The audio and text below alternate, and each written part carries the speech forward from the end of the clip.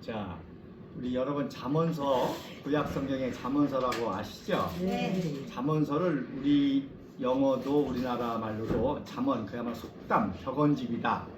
그렇게 했는데 굉장히 잘못된 번역입니다.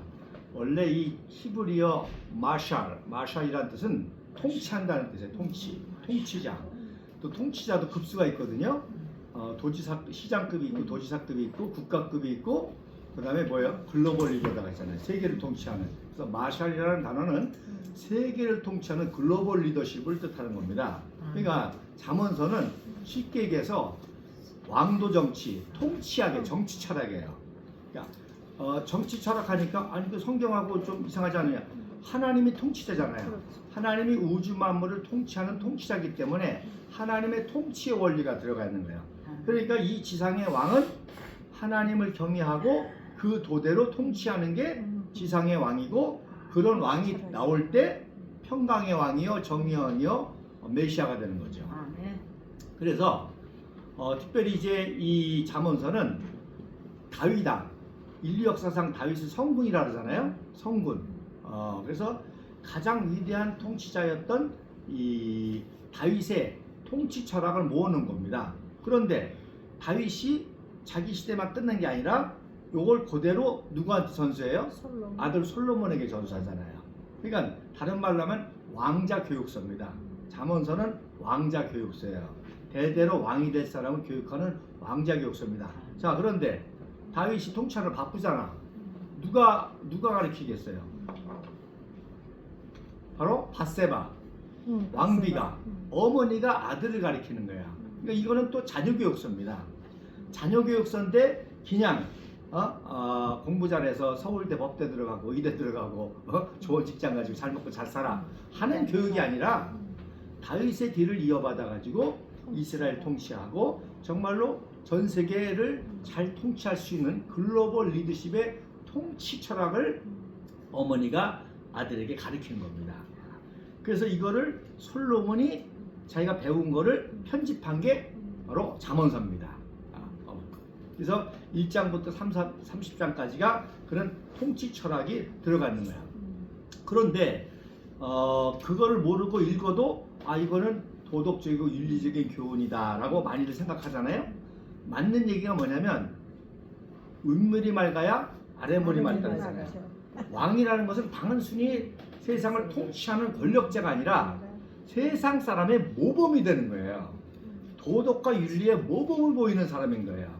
그래서 왕이 정의로워야 백성도 정의롭고, 왕이 인자해야 백성도 인자하고, 아멘. 왕이 진실해야 백성도 진실한 거예요. 아멘. 그러니까 동양의 유명한 수신, 제가, 치국, 평천하라는 말하고 일치하죠. 그래서 가정을 잘 다스리는 사람이 수신, 자기를 먼저 도덕적으로 윤리적으로 자기를 잘 관리하는 사람이 가정을 잘 다스리고, 그런 사람이 나라를 다스리고 또 글로벌 통치도 잘한다는 거잖아요.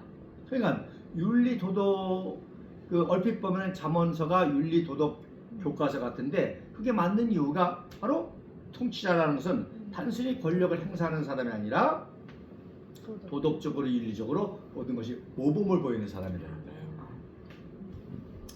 그런 의미에서 참 우리에게는 위대한 이승만 박정희라고 하는 지도자가 청렴결백하고 도덕적으로 윤리적으로 흠이 없고 오로지 나라와 민족만을 생각하고 거기다 또 천재적인 지혜를 가지고 참 통치했다는 것을 우리가 알잖아요. 이번에 아주 쉽잖아요. 우크라이나하고 러시아 전쟁 여러분 보셨잖아요. 지금 휴전 얘기 나오잖아요. 그걸 볼 때 이승만은 진짜 대단한 사람이구나. 그 휴전을 이용해 가지고 한미 동맹 만들고, 늘 말씀한 대로 우리나라가 1년 예산이 1억 불일 때 휴전을 줬고 8억 불을 끌어들였잖아요. 지금 우크라이나가 지금 무기도 없어가지고 절절절절 매고, 그거 도와주는 것도 눈치 보고 우리나라도 좋아져 할까 말까. 근데 이승만 박사는 다 끌어들이잖아요. 탱크, 전투기 다 공짜로, 군함 다 공짜로 들이잖아요. 야, 휴전 좋아, 휴전해. 그 대신에 우리 휴전 이후에 우리가 국방 안보를 해야 되니까 니네 미국과 같은 20개 정예사단을 만들어줘. 이랬단 말이에요. 20개 청해사단을 그때 공짜로 만든 거예요. 근데 지금 우크라이나 벌벌벌 기잖아. 러시아 마찬가지잖아요. 그다음에 이스라엘하고 지금 헤즈볼라하고 전쟁하잖아. 그것도 휴전한다고 난리치잖아요. 이런 걸 보고 좀 국민들이 깨달아야 되는 거예요. 근데 우리는 그 국제 전쟁을 겪으면서 공산세를 물리칠뿐만 아니라 그걸 이용해 가지고 오늘 한강의 모든 기적이 사실 6.25 때문에 세워졌다고 보면 됩니다. 그때 모든 인프라가 들어오고 모든 자금이 들어오고 할 수가 있었던 거죠. 자, 그다음에 박정희 대통령 우리 월남 파병했잖아요. 지금 북한이 러시아 파병하잖아요. 전혀 다르잖아. 이건 완전 총알바지에다가 밥도 제대로 못 먹는 애들에다가 우리는 분명한 이념이 있었어요. 공산주의를 막아야 된다는 거. 그 다음에 6.25 때 베트남 우리를 도와줬잖아요. 파병은 안 했지만 물자를 도와주고 반공으로도. 그러니까 이승만 대통령이 고맙다고 우리가 언제가 니네들 도와준다고 약속을 했습니다. 그러니까 박정희 대통령이 베트남 파병할 때도 종북좌파 빨갱이들이 난리를 쳤잖아요. 당연히 북한에서 공작이 들어오지. 북한에서 방해해. 우리도 입장을 바꿔. 우리도 지금 북한 파병 방해하잖아. 우리랑 적대 국가인데 북한이 러시아 가지고 거기서 그야말로 전투력을 키우고 또 경험을 쌓고 무기 지원 받고 이런 우리 위협이 되잖아요. 당연히 우리가 베트남 파병하니까 미군이 막 도와주고 처음으로 16도 사용하고 그러니까 길길이 다치지 북한 애들이. 당연히 그러니까 북한 애들 공작해가지고 젊은 애들 꼬셔가지고 다 베트남 파병 얼마나 반대했어요.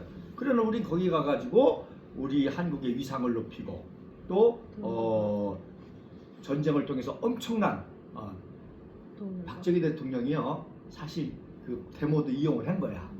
데모도 이용해가지고 야 봐라 이렇게 반대하는데 우리가 파병하니까 도와줘야지 더 도와줘야지 그래가지고요 심지어 관제데모도 했어요. 관제데모도. 그래서 그 정부 빨갱이들 가지고만은 안 되니까 일부러 또 관제데모를 해가지고 참 희한하지. 그 관제데모에서 돈 받은 사람을 또 제가 또 알게 됐어요. 그래요? 텐스 치는데 그분이 지금 한 70대 됐는데 참 대전에서 돈 받고 하는 사람. 대전에서 이제 상업고등학교 학생인데 그 사람이 다 얘기를 하더라고. 그래서 자기가 사실 그때 그 정보부에서 돈을 받고 그 데모 선동해가지고 했다는 거야. 걔네들은 이제 하는 척 하는 거지. 그래서 그 이유가 뭐냐? 미국으로부터 존스 대통령으로부터 더 많이 끌어내려고. 그래가지고 그 베트남 파병이 또한 우리나라 경제 건설에 엄청난 그 했고 그다음에 더 중요한 거는 김일성이가 한강 기적을 일으키니까 박정희 내뒀다가는 저거 안 되겠다 우리 지겠다 박정희 죽이자 해가지고 114 군부대 일으킨 거 아니에요. 114 군부대 일으켰는데 그걸 누가 때려잡느냐 바로 베트남의 경험을 가지고 전투력을 가지고 했고 그 다음에 그게 안 되니까 울진 삼척지구에 간첩을 보냈잖아요. 그걸 누가 때려잡냐 해병대가 때려잡은 거예요. 베트남에서 실전 경험 있는 애들이 가지고 작사를 낸 거예요. 그러니까 우리 국방 안보에도 엄청난 효과를 얻고 경제적으로 말할 것도 없고 저도 저희 작은 아버지가 베트남 파병 가가지고요 뭐 라디오 가져오지 뭐 트랜지스타 가져오지 뭐 별의별 하여튼 뭐 별거 다 구경해봤어요 그때. 그 차이가 나잖아 이게 분명히. 그래서 그 태용호가 그런 그 증언하더라고. 태용호가 그 한일 국교 정상회 해가지고 배상금을 받으니까 이제 대한민국 망했다 그랬다는 거야 김일성이가. 왜? 그 전쟁 보상금을 가지고 혼자 쓰는 줄 알았어. 나눠 먹을 줄 알았다는 거야. 부정부패하고. 사실 동남아시아 때 다 그랬거든요.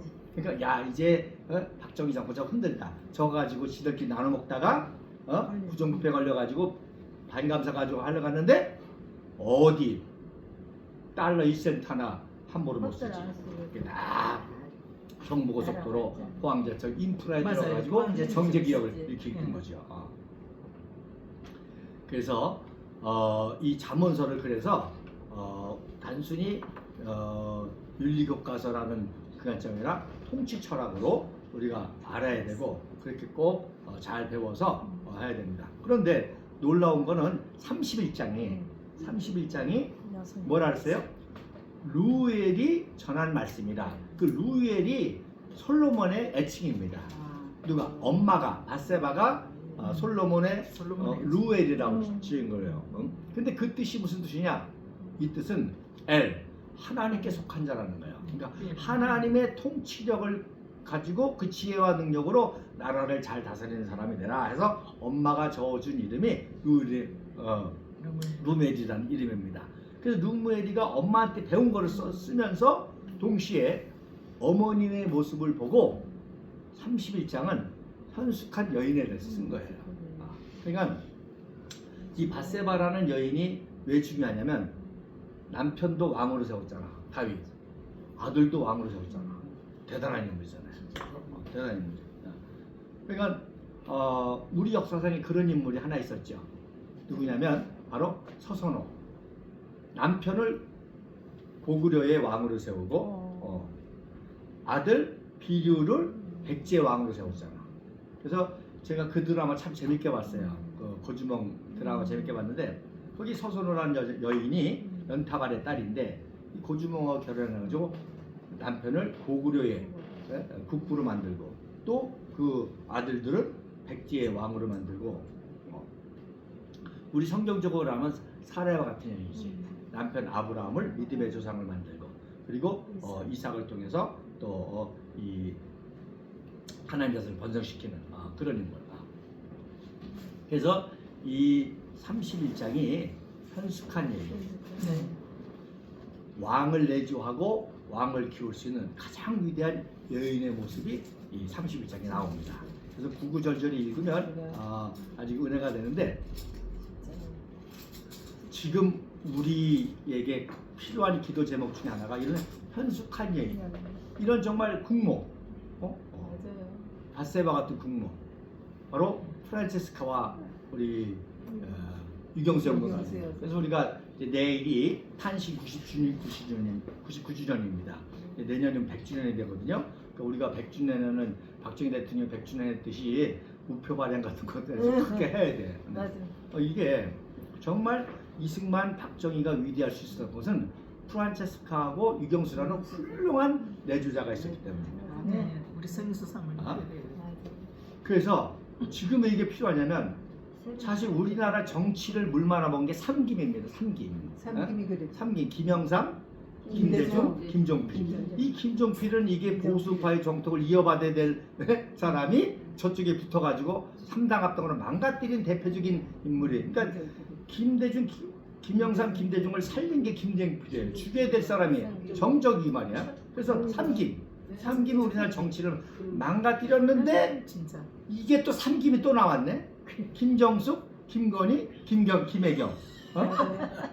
이래도 김이고 김정숙, 김혜경, 김건희. 이 삼김이 말이에요. 지금 대한민국 물 말아먹는 거예요. 이 여자들이. 창피해서 못 살겠어. 창피해서 못 살겠어요. 김정숙이, 김씨들이 김혜경이, 김씨가 문제가 아니야. 다는 아니지. 김씨 훌륭한 사람 많아요. 워낙 많으니까. 아니 김종필이도 거기 자, 쓰시고 그래서 여자 정말 이런 시대에 영부인이면서도 영부인 노릇 못하고 그죠? 김혜경이면 말할 것도 없죠. 그러니까 남편이 더해 먹으니까 아예 기소도 안 했어. 그 법화. 나는 법화라는 거요 있는지도 몰랐어. 해외에서 선교사 하다 보니까 한국 오니까 법화라는 게 있대. 야, 나도 속으로 야, 나도 저런 거 하나 가지면 좋겠다. 너 법화 안 주나? 그랬더니 우리 부인이 그런 소리 한다고 나 혼났어요. 근데 어쨌든 지금 이게 대통령도 문제지만 대통령만 문제로 끝나면 다행인데 이놈의 3명의 여자들이 김정숙이가 나라를 말아먹더니 김건희가 나라를 말아먹으려더니 김혜경까지는 받아가지고 나라를 말아먹으려고 하니까 정말 우리 대한민국의 세 번째 국부 이승만 박사의 프란체스카 연구인과 유경수 연구인의 뒤를 이어갈 그런 국모가 다시금 나와야 돼. 성수 사모님. 사모님. 그래서 너무 일찍 결론이 나오네. 내가 잠언서 31장을 한 절 한 절 강의하면 또 재밌는데 그게 무슨 뜻이 있는지 그 중에 여러 가지가 있지만 방석을 아름답게 만들며라는 얘기 나오죠. 방석을 그게 집 인테리어를 잘 꾸민다는 얘기 아니야. 방석을 그래서 자기 침대를 아름답게 꾸미고 집을 아름답게 인테리어 하는 게 아니라 기도 방석을 만든다는 거예요. 기도 방석. 아멘. 그래서 지금도 이스라엘 사람들이 쇼홀이라 있잖아요. 네. 그걸 가지고 지금 이슬람 사람도 방석 가지고 다니잖아요. 기도 방석. 기도 방석을 만들고. 또 그걸 또 만들어 가지고 나눠준다는 거예요. 기도하라고. 그래서 하나하나 풀으면 재밌는데 어쨌든 그 한 줄 한 줄 말씀이 너무나 은혜로운데 나는 그런 여인을 내가 세 분을 봤어. 첫째 우리 어머니. 우리 어머님 얘기 같아. 우리 어머니 얼마나 부지런한지. 여러분 옛날에 다 겨울에 톨실에서 옷 입었잖아요. 엄마들이 다 만들어가지고 네. 무늬까지 넣어가지고 이렇게 갈매기 무늬 넣어가지고 파란색에다 빨간색 겨울 입은 그거 해가지고 떨서 입고 애들이 얼마나 커. 그 다음에 풀러 다시 또 만들어가지고서는 만들어주고. 그래서 우리 어머님을 통해서 나는 현숙한 여인을 봤어요. 근데 두 번째 우리 부인을 통해서 봤어. 제가 지금 87년에 결혼했으니까 이제 한 30몇 년 되잖아요. 여지까지 한 번도 싸운 일이 없어요. 진짜 싸울 일이 없어. 그리고 싸워봤자 다 내가 잘못한 거야. 말하지 못해. 용서만 빌어. 잘못했다고. 그렇게 싸우면 안 되는 거야. 그렇게 싸우면 안 되지. 내가 잘못되니까. 그런데 정치적으로 또 한 번을 본 게 성인숙 사모. 성인숙 사모 맞아. 그래서 정말 굴복합니다. 여러분 이 프란치스카 영부인의 유명한 이화 가운데 하죠. 반스도 꼬매 입었다고. 네. 팬츠도 꼬매 입었다고. 겸손하고 양발더라고. 1934년 10월 8일 날 월요일 날 결혼했어요. 그때 이승만 대통령이 제주산 진주를 선물했지. 결혼 만찬. 선물했는데 그 프란치스카 영부인에게 나중에 이승만 박사 돌아가시고 인터뷰하면서 이승만 박사하고 살면서 가장 기뻤던 일이 언제냐 얘기를 안 하시더래요. 가장 인상에 남는 게 뭐냐 그랬더니 엉덩이를 하늘에 쳐들고 기도한다 그 얘기를 하는데 가장 기뻤던 일이 언제냐는 걸 얘기를 안 하시더라는 거예요. 지금 기뻤던 일이 많을 거 아니야 고라 말씀은. 나중에 인터뷰 끝난 다음에 조혜자 며느리가 처음으로 이제 어머님 가장 기뻤던 일이 많을 텐데 그 중에 한 가지 얘기했는데 왜 뭐 말씀 못 하십니까 그랬더니 웃으시면서 언제 1948년도 12월 25일 날. 자, 1948년도 12월 성탄절인데 왜 기뻤냐면 1948년도 8월 15일 날 건국을 했잖아요. 건국을 해가지고 국가 재정을 미 궁정에서 인수를 했는데 공무원 월급 줄 돈도 없는 거야. 공무원 월급 줄 돈도 없는 거야 재정이. 그러니까 이승만 박사가 뭐라 그랬겠어요? 말단 공무원부터 월급을 줘. 그래서 12월 25일 날 첫 월급을 받은 날이야. 첫 월급을 첫 월급을 받은 날이 제일 기뻤다는 거지. 생전 월급을 받아본 적이 없으니까. 생전 언제 월급을 받아봤겠어. 독립운동한다고. 제페니스 아이다웃이라는 책을 써가지고 그게 베스트셀러 되니까 41년도에 워싱턴에 저택을 하나 구입했습니다. 이제 독립운동하려고 금융운동하려고. 어쨌든 그랬어도 이승만 박사가 얼마나 짠돌이야. 독립운동한다고 한 푼도 아껴 쓰는데. 그랬는데 대한민국의 해방이 되니까 그거 팔아가지고 건국운동에 다 썼잖아요. 무슨 돈이 있어. 그랬는데 건국을 하고 난 다음에 첫 월급 받은 날이 제일 기뻤다는 거예요. 이걸 뭐 부인들이야 저 월급 받는 날이 제일 좋은 날이잖아. 이렇게 겸손하게 사신 분이야 이렇게. 이러니까 기적이 일어나지. 뭐 박정희 대통령 말할 것도 없이 유경수 영부인은요 우리가 잘 알아야 될 게 유경수 영부인의 육종관 씨는 이승만 대통령의 비밀 독립운동 자금을 내어준 사람입니다. 그래서 육종관의 사촌이 육정수라고 있어요. 그러니까 육종관 어르신의 큰 형님의 아들이야. 근데 나이 차이가 많으니까 형제간처럼 지냈지. 그러나 촌수로는 삼촌. 그렇지 형님의 아들이니까. 형님의 아들이니까 사촌이야 사촌. 조카지 조카. 조카지. 조카인데 삼촌 조카. 삼촌 조카인데 나이는 또 비슷한 애잖아. 형님이 그런 일이 많아. 근데 그 육정수가 바로 이승만 대통령의 비밀 자금을 하는 YMCA 청년 시절부터 친했던 사람이에요. 그래서 그 유명한 마지막에 1941년 단파방송 사건이라는 게 있습니다. 그러니까 이승만 박사가 저는 어딘가에 있는 믿음만입니다. 기쁜 소식을 그 방송을 몰래 듣고 이제 전파하는 게 비밀 단파 사건인데 그 사건에 자금을 댄 사람이 육종관 어르신이에요. 그래서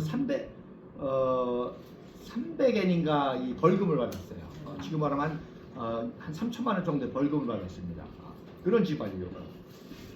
그러니까 육종관 어르신이 사실 이 박정희 대통령하고 처음 결혼하실 때 대단한 집안이잖아요. 또 이승만 대통령을 도왔던 그런 직업인데 그 군인 출신의 박정희를 우습게 생각을 했던 거지. 근데 유경수 영부인은 알아본 거지. 박정희라는 인물이 훌륭한 인물인 걸 알아보고 어쨌든 결혼해서 결국 이런 훌륭한 내조자를 통해서 정말 바세바 같은 내조를 통해서 위대한 우리 한강의 대적을 일으키는 위대한 역사가 일어났던 거죠. 그래서 이런 역사에 이렇게 훌륭한 현숙한 여인이 있었는데 정말 우리 공화당 당원 동지들이 복이지. 이게 복인 거야. 이런 인물을 우리가 함께하고 이런 인물을 위해서 배후에서 기도하고 프란체스카 영부인과 유경수 영부인의 뒤를 이을 만한 삼김을 대체할 수 있는 김정숙, 김혜경, 김건희를 대체해서 우리 민족의 위상을 높일 수 있는 이런 현숙한 여인이 있고 그와 함께 한다는 게 우리가 행복인 거죠. 아멘. 참 생긴 것도 참 고상하게 그러니까. 생겼어요. 진짜. 분위기가 달라요. 고상하고.